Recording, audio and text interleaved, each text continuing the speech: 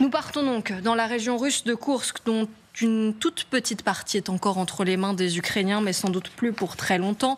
On en parle toujours avec Magali Barthès, avec Guillaume Roquette et le colonel Michel Goya. Regardez sur cette carte, les Ukrainiens n'occupent plus que 100 km² de cette région russe de Koursk. C'est ce qui est en bleu, ce qui est entre les mains des Ukrainiens. Regardez ces toutes dernières images que Moscou publie avec ces armes ukrainiennes qui ont été, en tout cas d'après les images, capturées ou détruites dans la région. Voici le trophée du jour. Un lanceur de grenades. Il est écrit « fabriqué en Ukraine ». Il a probablement été fabriqué en Ukraine. Mais ils ont utilisé les plans américains et ils tirent des munitions américaines. Ça, c'est un lance-grenade de fabrication tchèque.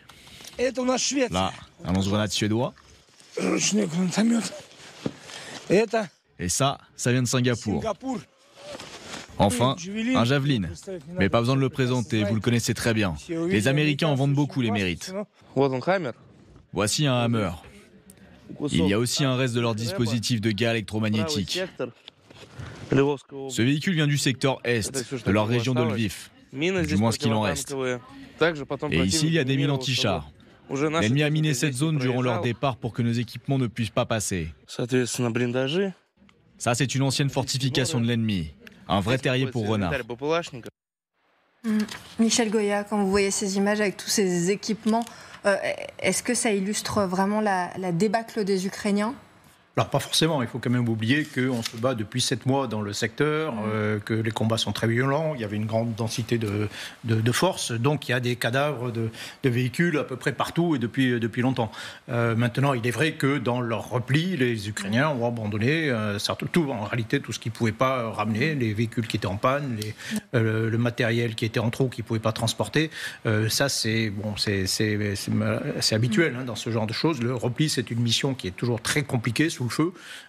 Donc il faut faire ça à la fois vite, il faut organiser des lignes, on appelle ça des lignes de recueil, c'est-à-dire que vous avez des forces qui sont là, qui attendent et qui vont vous protéger pendant que vous repliez. C'est pour ça qu'il reste encore d'ailleurs des forces ukrainiennes encore sur le territoire de la province de Koursk qui sont là surtout pour recueillir les Ukrainiens qui se replient maintenant dans la province ukrainienne de Soumy.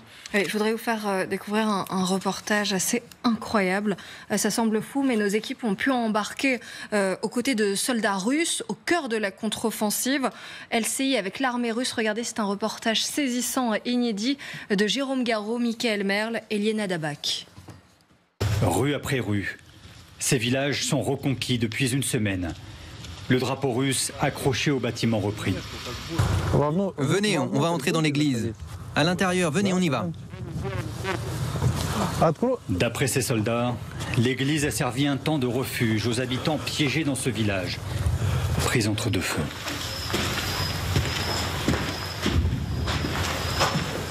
Trois ans après avoir lancé l'invasion de l'Ukraine, la Russie a subi une incursion ukrainienne dans cette région de Koursk l'été dernier. 7 mois de combat et une bataille qui semble aujourd'hui toucher à sa fin. Vladimir Poutine concentre ses forces dans cette direction pour commencer les négociations sans un seul morceau de terre russe occupé. Opération commandée par ce général tchétchène. Poutine a dit que même si nos forces progressent, nous épargnerons les Ukrainiens qui déposent les armes et se rendent. Plusieurs groupes se sont rendus comme ça. Impossible de vérifier ces informations de manière indépendante. Au sud de Soudja, la plus grosse localité, les combats continuent, tandis que l'armée ukrainienne termine son repli. C'est clairement dit dans ce reportage saisissant de nos équipes sur place que Vladimir Poutine ne veut pas un seul soldat ukrainien en Russie pour commencer à discuter. Ça c'est important. Oui, parce qu'avoir une partie de son territoire occupé, c'était évidemment un désavantage pour Poutine au moment où les négociations commencent. Donc on sent bien qu'il y a eu une pression maximale ces dernières semaines. Les combats ont été très durs et ces images le montrent bien. Et finalement, manifestement, les Ukrainiens ont fait le choix de se reculer de reculer sur le territoire ukrainien tellement la pression était forte. Alors après, on en parlera, mais certains se demandent si ça ne s'est pas fait avec la pression de Washington pour essayer d'accélérer justement l'arrivée. C'est Charlie Nurel qui va nous en parler. En tout cas, sur place, les soldats parlent d'un deal, visiblement. Mais ce qui est très net en tous les cas, c'est que les Russes ont laissé notre équipe rentrer avec les soldats russes pour constater sur place qu'ils avaient repris le territoire. On a vu cette vidéo qu'on a montrée à l'instant du ministère de la Défense russe montrant le matériel abandonné par les Ukrainiens. Donc il y a une volonté du côté du pouvoir russe de communiquer sur le fait que ça y est, après 7 mois, ils sont bien maîtres du territoire russe et qu'ils ont réussi à repousser l'assaillant. On a vu quand même la semaine dernière Poutine, pour la première fois en treillis sur le front dans cette région de Koursk, pour déjà venir... 24 heures après l'annonce d'accord de cessez-le-feu trouvé entre Ukrainiens et Américains. Pour venir dire... Vous voyez, ça y est, là, on remporte une victoire. Il n'a pas eu énormément de victoires militaires quand même. Et Koursk, aujourd'hui, c'en est une. Les Russes ont réussi à reprendre ce territoire et à repousser les Ukrainiens. Guillaume Roquette, c'est intéressant ce que disait Magali Barthès sur le fait que le Kremlin et l'armée russe aient accepté de faire rentrer des équipes de journalistes avec eux pour constater justement qu'ils ont repris le dessus. On sent que les Russes ont besoin de montrer à la communauté internationale qu'ils sont vainqueurs sur le terrain et que finalement c'est l'Ukraine qui est en position de faiblesse. C'est vrai, et cette soudaine transparence contraste de façon spectaculaire avec tout ce qui s'est passé depuis le début de la guerre, où les envoyés spéciaux, d'ailleurs d'un côté comme de l'autre, avaient beaucoup de mal à approcher. Ça nous est arrivé, mais très rarement. Encore plus vrai c'était encore plus vrai côté russe. C'était encore plus vrai côté russe que côté ukrainien. Le message, il est clair, c'est de dire, vous voyez bien que nous n'avons pas besoin d'un cessez-le-feu. Nous ne sommes pas demandeurs, nous n'avons rien à échanger, puisque nous avons, par nos propres forces, recouvré l'intégrité de notre territoire. Et donc, je crois qu'il y a une dimension politique dans cette soudaine envie de communiquer, que les Russes disent, vous voyez, c'est les Ukrainiens qui sont demandeurs, mais nous on ne demande rien, parce que dès le départ, depuis août dernier, lors de l'incursion des troupes ukrainiennes dans cette région de Koursk, l'idée c'était que les Ukrainiens aient quelque chose à négocier lorsque le cessez-le-feu viendrait, et malheureusement le cessez-le-feu arrive et il n'y a plus rien à négocier. Partons maintenant du côté ukrainien. Vous avez vu ce reportage du côté de l'armée russe. Maintenant, vous allez le voir du côté de l'armée ukrainienne, c'est une toute autre ambiance. La situation semble désastreuse. Ce sont même les soldats qui le disent au micro de Charlie Nurel. Ces chars se repositionnent du côté de la frontière ukrainienne, suivis de près par les troupes. Elles étaient encore côté russe il y a 2 jours. Au milieu de ce village dévasté, ces soldats viennent d'échapper à une attaque de drone. Il a explosé à côté, on a crevé. Ils ont assuré toute la nuit le repli de certaines unités. La situation est catastrophique. Nos soldats ont du mal à se replier. On se fait déborder. Il n'y a plus de munitions, pas d'armes. La logistique n'arrive plus. Et on est avec Charline Nurel depuis l'Ukraine, avec Camille Souhaut. Bonjour Charline, c'est vous qui avez tourné ces images folles. Alors c'est vrai qu'on est surpris de la concomitance entre les négociations et la brutalité du retrait des soldats ukrainiens. Est-ce qu'il y a eu un deal sur le repli des Ukrainiens dans la région russe de Koursk? Parce qu'il me semble qu'autour de vous, certains l'affirment.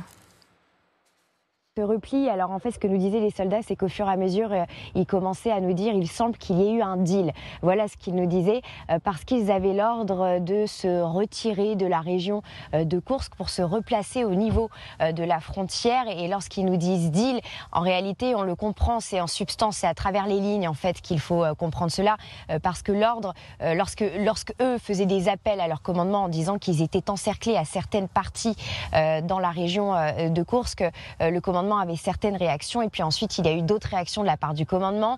Certains commandants d'unités ont eu aussi des mots. Bref, ces soldats de première ligne, donc qui sont sur le terrain, qui exécutent les ordres, nous disaient il semble qu'il y ait eu un deal. Et de toute façon, ça corroborerait ce que disait Vladimir Poutine, parce que vous le savez, lorsqu'il y a eu ces annonces de trêve, de mise à la table pour des négociations, Vladimir Poutine a dit il y aura une condition, c'est de récupérer d'abord la région de Koursk. Donc voilà ce ce qui fait dire aux soldats qu'il y a eu un deal, une situation évidemment qui a été extrêmement compliquée pour eux parce qu'ils nous rappellent que ce repli s'est fait dans des conditions très difficiles avec une route qui était constamment sous le feu.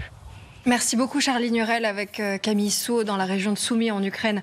Colonel Goya, est-ce que ça vous semble complètement dingue d'imaginer un deal? Évidemment, elle ne le dit pas, mais a priori il est question des Américains.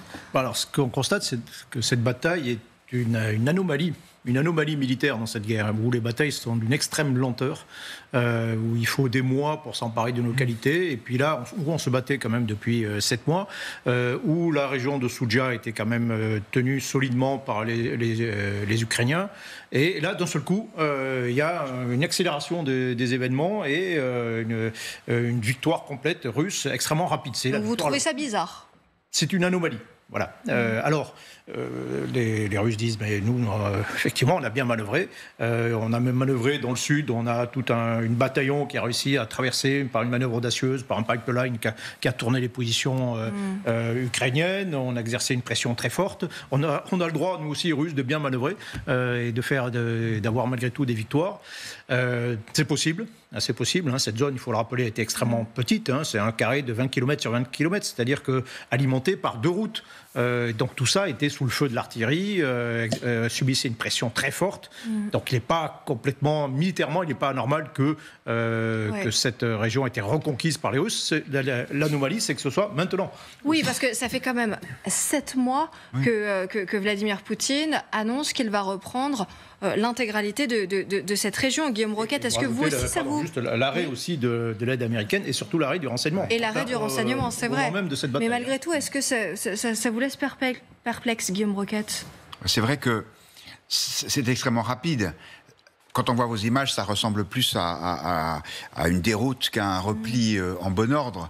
Et ce qui est difficile à savoir, c'est est-ce que les Ukrainiens obéissent aux Américains? Mais dans ces cas-là, il y a un truc qui me surprend, c'est que Volodymyr Zelensky ait changé, c'était hier ou avant-hier, le responsable des opérations militaires. Et donc...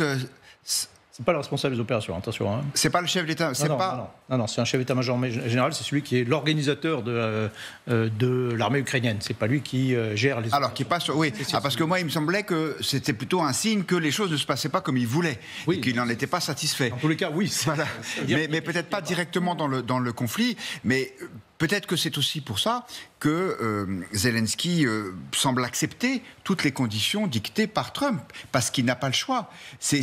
Moi, j'ai du mal à croire qu'il ait pu, sans contrepartie, accepter de se retirer comme ça de Koursk. Je pense qu'il s'est retiré parce qu'effectivement, il n'avait plus les munitions qui lui ont été, qui ont été coupées pendant 12 jours, peut-être en absence de renseignements, et que donc, avec un cynisme ou un pragmatisme, comme on voudra, parfait, Trump dit, vous voyez, de toute façon, vous ne pouvez plus rien faire. Parce que sans moi, vous n'avez plus la maîtrise du jeu, vous n'avez même plus la seule carte qui restait dans votre jeu, c'est-à-dire la présence à Koursk. C'est vrai que ce ne serait pas étonnant de la part de Donald Trump, Magali. C'est-à-dire qu'en fait, on sent bien que pour Poutine, il n'est pas question de commencer à discuter de quoi que ce soit, s'il est un jour question de discuter de quoi que ce soit, avec une partie du territoire russe occupé. Donc, est-ce que ça a été mis dans la balance? En même temps, c'est de la facilité, parce qu'au moins Donald Trump lui dit, bon, allez, hop, les négociations iront plus vite si vous n'avez aucune partie russe. Peut-être, mais en même temps, ce qui est troublant quand même, c'est que cette offensive de Koursk décidée donc à l'été dernier, c'est vraiment une décision aussi politique de Zelensky de faire diversion, de montrer que les Ukrainiens peuvent repartir à l'offensive. Il décide de cette offensive à l'été, lorsque vraiment le front, il ne se passe. Les Ukrainiens n'arrivent pas à complètement stopper ce grignotage, parce que c'est pas une poussée, mais cette grignotage dans le Donbass. Donc, il décide de surprendre finalement, d'avoir un énorme effet de surprise en prenant cette zone de Koursk. Donc aujourd'hui, si les Ukrainiens décident de se retirer, il a vraiment fallu avoir une pression énorme si on accepte l'idée que ce soit les Américains, parce que vraiment c'était la dernière carte en fait dans la main de Zelensky. Et on sait à quel point Donald Trump peut être dur et peut obtenir ce qu'il veut.